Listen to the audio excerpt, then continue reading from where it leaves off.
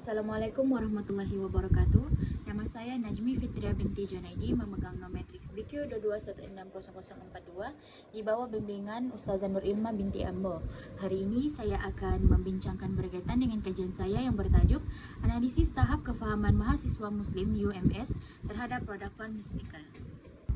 Seperti yang kita tahu, permintaan produk halal meningkat selaras dengan pertumbuhan populasi Muslim global pada hari ini, yang mana pengguna bukan Islam juga turut tertarik dengan kualiti dan juga keselamatan produk halal.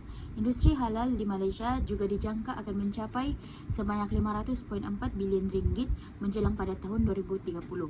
Statistik ini juga disokong oleh Halal Industry Master Plan iaitu HIMP tahun 2003, yang mana sasaran sumbangan sebanyak 8.1% kepada KDNG menjelang pada tahun 2025 ini.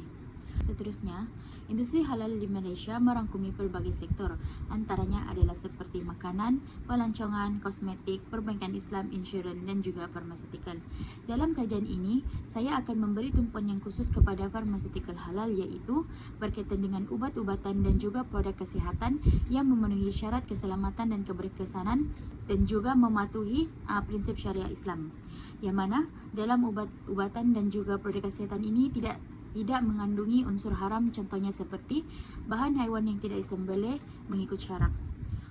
Selain itu, industri halal juga merupakan pemangkin ekonomi dalam negara Malaysia, yang mana Malaysia ni dia berpotensi menjadi peneraju global dalam teknologi dan juga perkhidmatan halal.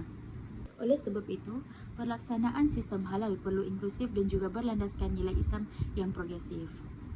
Dalam kajian ini terdapat 3 isu yang telah diutarakan. Yang pertama adalah berkaitan dengan produk farmasikal di platform e-dagang. Yang kedua pula adalah masalah sumber maklumat yang tidak konsisten. Yang terakhir adalah kekeliruan label produk farmasikal halal.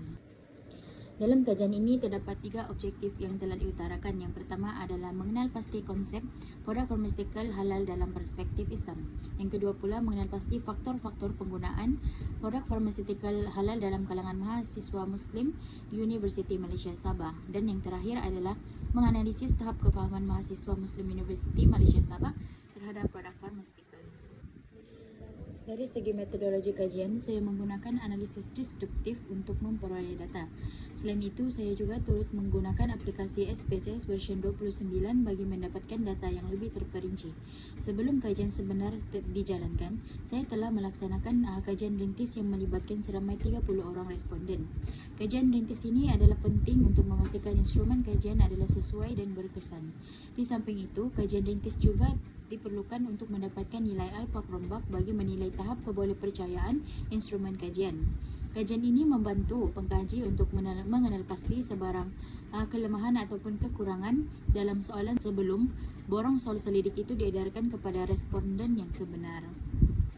Hasil kajian menunjukkan bahawa mahasiswa Muslim UMS mempunyai tahap kefahaman yang tinggi terhadap produk farmasikal halal, di mana dalam bahagian B telah mencatat min sebanyak 4.80, manakala bahagian C pula telah mencatat min keseluruhan sebanyak 4.10 dan bahagian D pula adalah sebanyak 4.83. Ini menunjukkan bahawa mahasiswa mempunyai pemahaman yang baik dan juga tinggi terhadap konsep halal, namun mereka masih lagi berhati-hati dalam pemilihan produk farmasikal halal.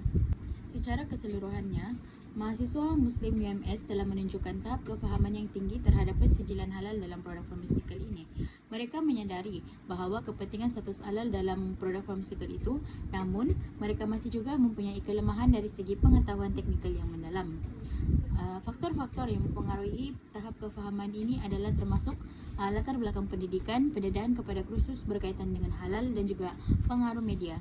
Oleh itu, kajian ini telah memberi beberapa cadangan penambahbaikan seperti peningkatan pendidikan halal di peringkat universiti, penubuhan makmal halal farmasikal dan juga pengukuhan kerjasama antara institusi, akademik dan juga industri. Sekian itu sahaja daripada saya. Sekian dan terima kasih.